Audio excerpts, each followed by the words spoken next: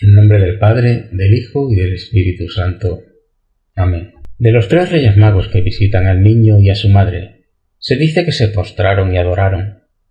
Lo mismo debería decirse de los pastores.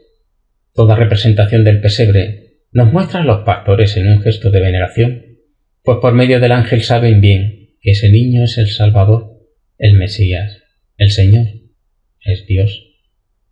Y cuántas imágenes antiguas nos muestran a María en adoración silenciosa ante el niño que amorosamente puesto en la cuna, cerca del suelo yace.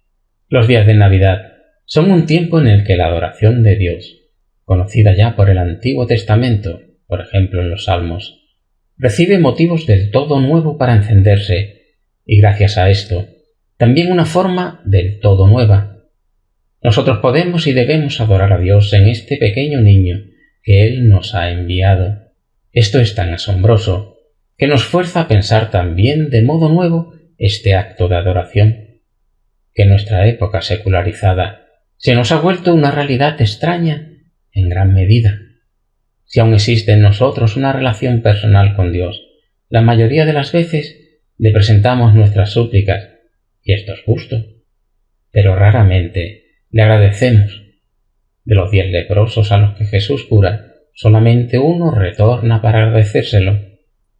O cuando un sufrimiento nos golpea, realizamos rápidamente un acto de entrega devota a la incomprensible voluntad eterna de Dios, y esto también es justo. Pero resignación, sumisión devota a la voluntad de Dios, eso todavía no es adoración. ¿Qué es adoración? Dios es único e infinitamente misterioso. Del mismo modo, también el acto por el que lo reconocemos con todo nuestro ser como Dios, nuestro Dios, es único, y por consiguiente no es tan fácil de describir. Intentémoslo a pesar de todo. Reconocer que solo Dios es por sí mismo, mientras todo lo creado existe porque Él ha querido actuar todopoderoso, y por tanto no tiene sus raíces en sí mismo, sino en Dios, que es el único absoluto. Reconocer, por tanto, que Dios es lo verdadero por antonomasia, la quintasencia de toda la verdad, y en consecuencia, que Él siempre tiene razón en lo que quiera hacer o dejar de hacer.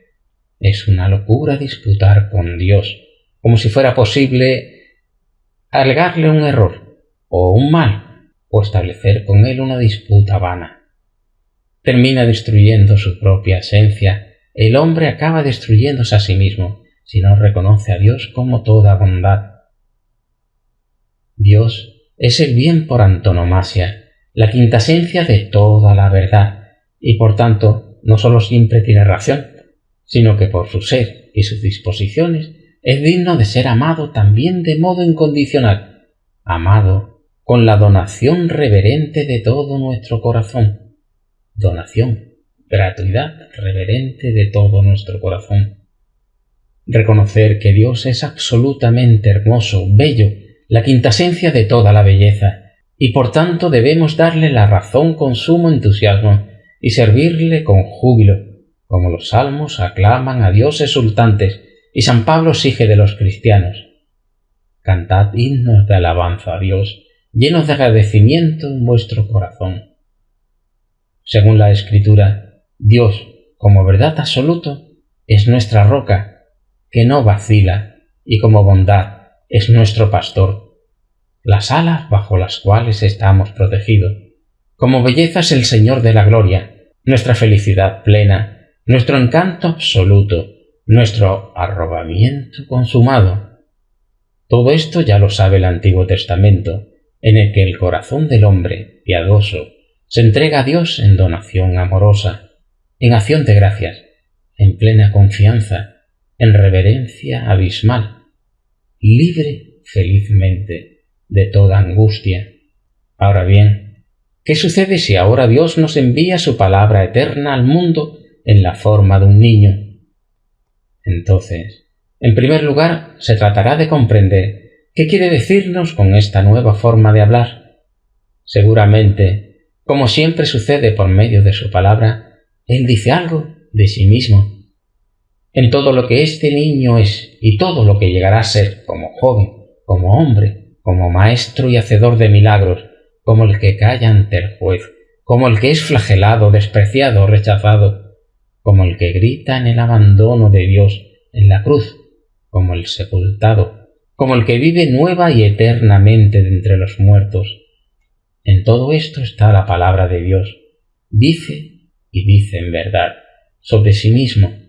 Si Dios es la verdad por antonomasia, entonces necesariamente toda palabra que nos dice y que proviene del centro de la verdad debe ser también una declaración acerca de Él. Si Él es el bien por antonomasia, entonces se dona a nosotros en todas esas palabras que representa la vida, la pasión, la muerte y la resurrección de Jesús. Y si Él es la belleza por antonomasia, entonces la verdad y el bien que nos dice regala es siempre también una realidad maravillosa en sumo grado. Entonces, si Dios es un niño pequeñito, siéndolo Él dice, en toda mi omnipotencia, que yo realmente soy y poseo, soy al mismo tiempo tan pobre y humilde y digno de confianza como este niño. Aún más, no sólo como soy este niño. Y cuando Jesús más tarde enseñará, hablará del último lugar en el que uno ha de ponerse, del de servir, del de dar su vida por los hermanos, y esto no sólo como enseñanza moral para los hombres, sino como algo que Él mismo es y realiza, como manifestación del corazón de Dios y de su Padre. Y ahora lo terrible, cuando Jesús sufre por los pecadores, y cargando los pecados ya no sienta al Padre y grita como el abandonado, como el que es dejado caer, como el que muere sediento de Dios. De nuevo así es Dios. Dios ha amado tanto al mundo, dice la buena nueva, que ha entregado por Él a su Hijo único. Hasta llegar al estado de abandono intemporal de Dios, y cuando Jesús se reparte a sí mismo como comida y bebida. Así es Dios.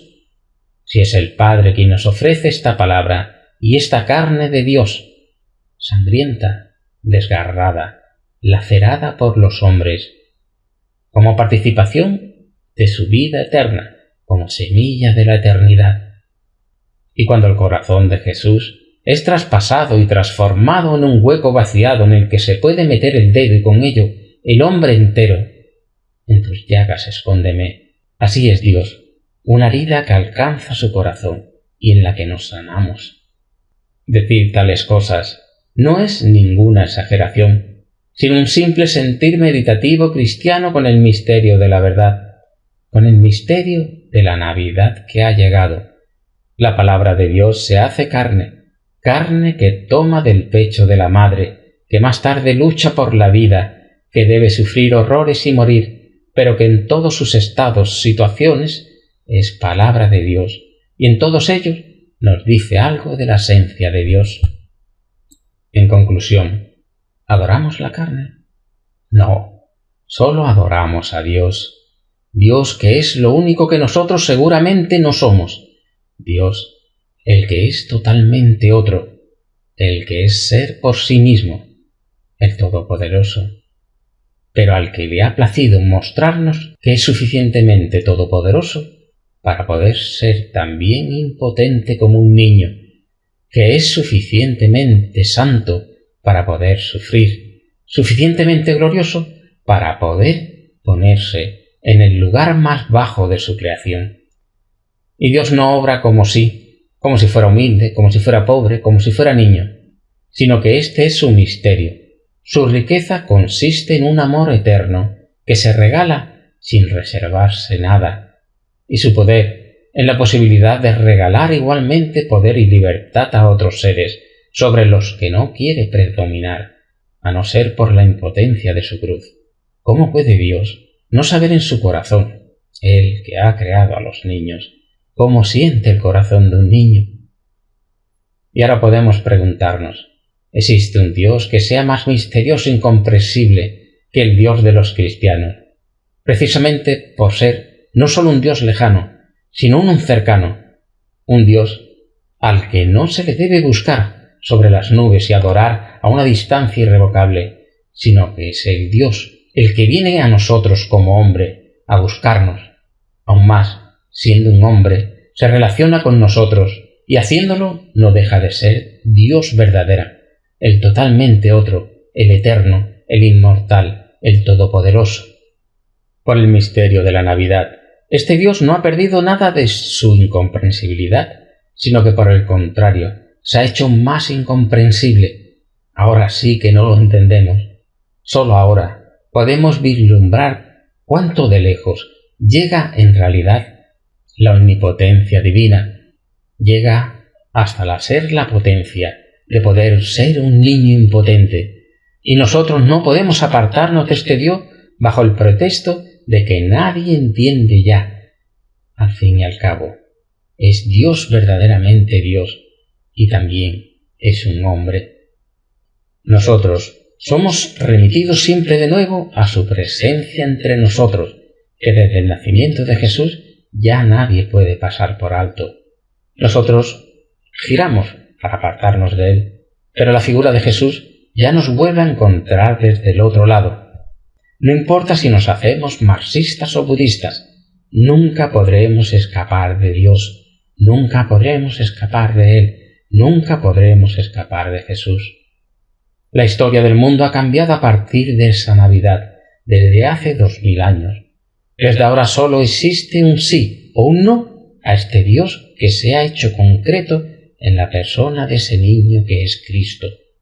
Los Reyes Magos, los pastores, María, todos ellos adoran a Cristo, adoran al niño, como más tarde los discípulos, cuando alcancen la fe, adorarán al hombre Jesús, porque reconocen que es la palabra personal, la expresión, la exégesis de Dios, todo en Jesucristo, que dice: así es Dios, así es mi Padre y vuestro Padre que está en el cielo, así es nuestro Espíritu eterno, yo os lo muestro, para que también vosotros intentéis vivir en esa dirección.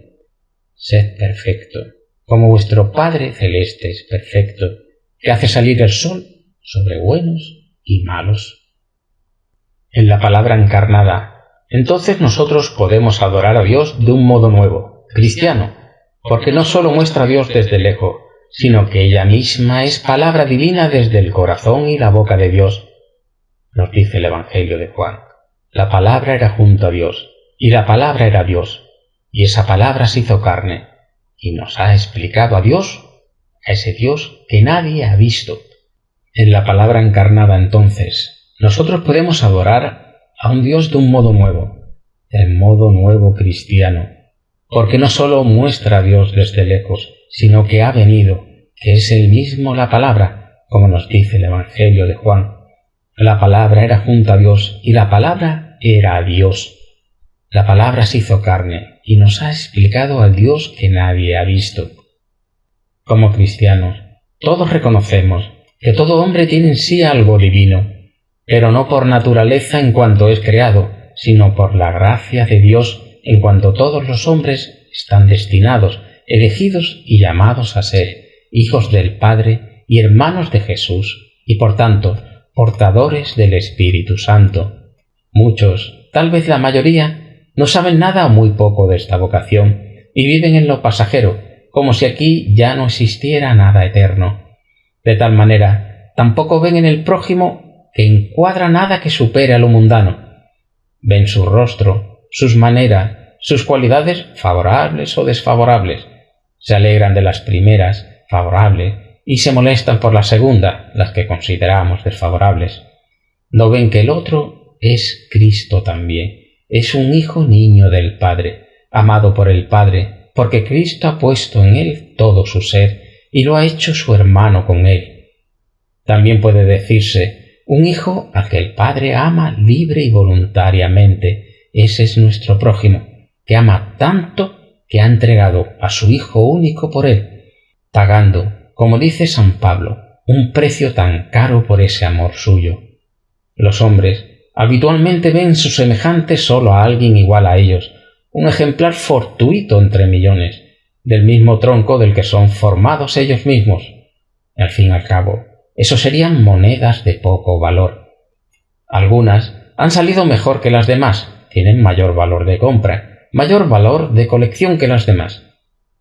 Nuestra psicología y sociología, hoy tan apreciadas, parten siempre de este presupuesto.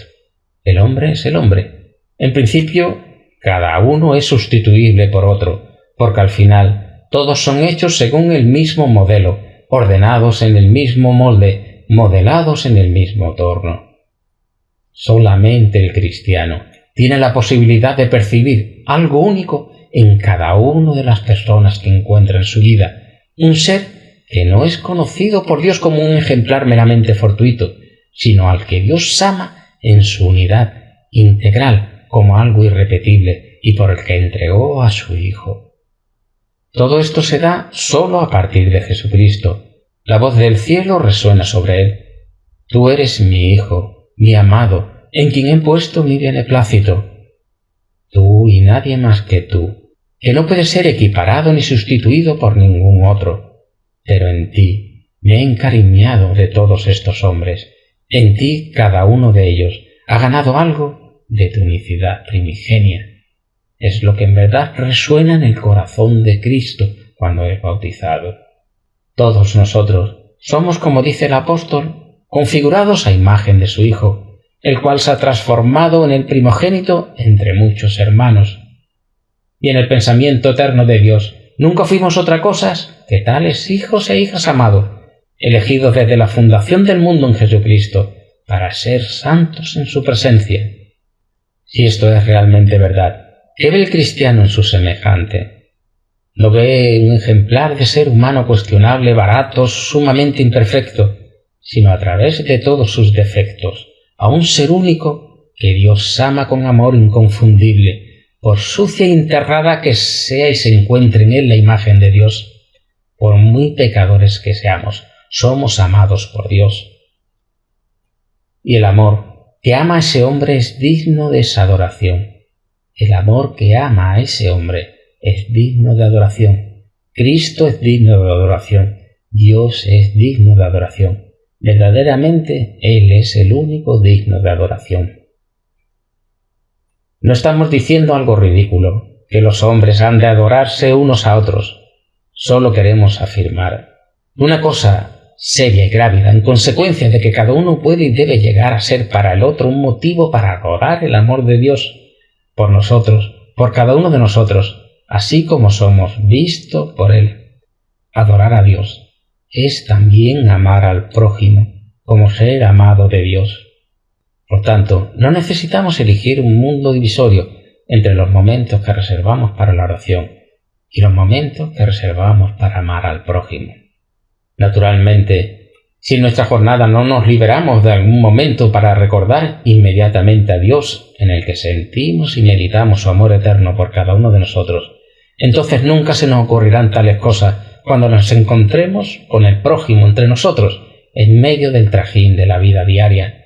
Si no reservamos momentos de oración, no vamos a atender al prójimo como merece el ser amado por Dios.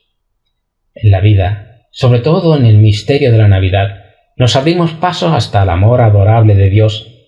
Entonces ya no existe motivo alguno para abandonar esa actitud de adoración durante nuestra tarea cotidiana. Entonces no solo permaneceremos siempre rodeados por este misterio, sino que cada encuentro con cualquier hombre nos lo pone de un modo nuevo frente a nuestros ojos. Repito que amar al prójimo es adorar a Dios. Existe un maravilloso y antiguo himno de adoración del Santísimo Sacramento, que antes estaba en todo libro de oración, y cuya primera estrofa reza así: Divinidad escondida, te adoro devotamente, que bajo estas formas te escondes verdaderamente, a ti se entrega infinitamente mi corazón, que desfallece claramente ante tu contemplación. Se nos concede comprender, bajo estas formas, no sólo la forma del pan y el vino, en las que la divinidad se esconde, sino también todas las formas del mundo, las del hombre ante todo, pero también todas las que fueron creadas para el hombre y pertenecen a su hogar terreno. Quien pueda ver y hacer frente al mundo en tal actitud, de él podrá decirse que camina en la presencia real de Dios. Cuando reconozcamos en la creación a lo amado por Dios, entonces caminaremos en la presencia real de Dios. Muchos creen que para llegar a esto se necesitaría un largo tiempo de preparación meditativa y de largos años de ejercitación técnica. Basta con que simplemente traigamos contemplativamente a la memoria nuestra fe, que en la Navidad recibe su prenda visible, tanto amado Dios al mundo. Y cada uno de nosotros, que ha entregado a su Hijo único por Él y por cada uno de nosotros. Este Hijo, entregado, está puesto ante nuestros ojos, aquí en Navidad, en la cruz, en el domingo de Pascua, aquí en cada día ordinario del año litúrgico, en cada luz que ven nuestros ojos, en cada mañana, en cada noche, en cada estrella, en cada árbol, en cada planta, y sobre todo en cada ser humano. No podemos cerrar esta contemplación sin una última consideración. El Hijo, que yace ante nosotros como un niño, no ha sido obligado por el Padre a esta encarnación. Él es el mismo y único Dios que el Padre y el Espíritu Santo, tan perfectamente libre y soberano como el Padre y el Espíritu Santo. Él, el Hijo, se ha ofrecido desde toda la eternidad y en plena libertad divina a ser el buen garante en favor de la creación amada por el Dios Padre. Y en vista de este ofrecimiento, la Santísima Trinidad, el Dios Trino, pudo osar crear un mundo tal como concretamente ha llegado a ser, e incluso designarlo como muy bueno. Cuando Dios crea al mundo, vio Dios que era bueno. En la cruz, el Hijo recogerá todo el indecible sufrimiento del mundo y le demostrará al Padre que es posible amar y adorar a Dios sobre todas las cosas, incluso en medio del abandono de Dios. Pero, ¿qué sucede en el corazón del Padre mientras el ofrecimiento de su Hijo? No ha sido tocado ese corazón y traspasado hasta lo más íntimo de la eternidad. Ante este sufrimiento, ante este ofrecimiento, no debe haber quedado maravillado de que esa idea pudiese surgir del abismo de la libertad divina. Y si ahora, en Navidad, la obra está cumplida y el Padre ve ante sí en el suelo a su Hijo como un niño recién nacido, un niño que ya está marcado por las horas de las tinieblas que vendrán, entonces no se ha de resignar a este asombro del Padre mismo como una suprema forma de adoración, el Padre adorando al niño, porque no podría el Padre adorar la maravilla del amor divino del Hijo, igualmente como el Hijo en su vida terrena siempre ha adorado al Padre y a su voluntad amorosa. La Santísima Trinidad se ama entre sí, porque es el amor. Cristo nos enseña que santificado sea tu nombre, que venga tu reino, que se haga tu voluntad en la tierra como en el cielo. Sí, esto es una oración de adoración. Dios es un milagro en la profundidad insondable de su esencia. En el misterio de su personalidad trina, es un milagro para sí mismo. Dios nunca se acostumbra a Dios. Todo en Él es acontecimiento eternamente presente, el nacimiento del Hijo a partir del Padre, el latir mutuo del amor del Padre y del Hijo en la procesión del Espíritu Santo. Todo esto es para Dios mismo digno de adoración.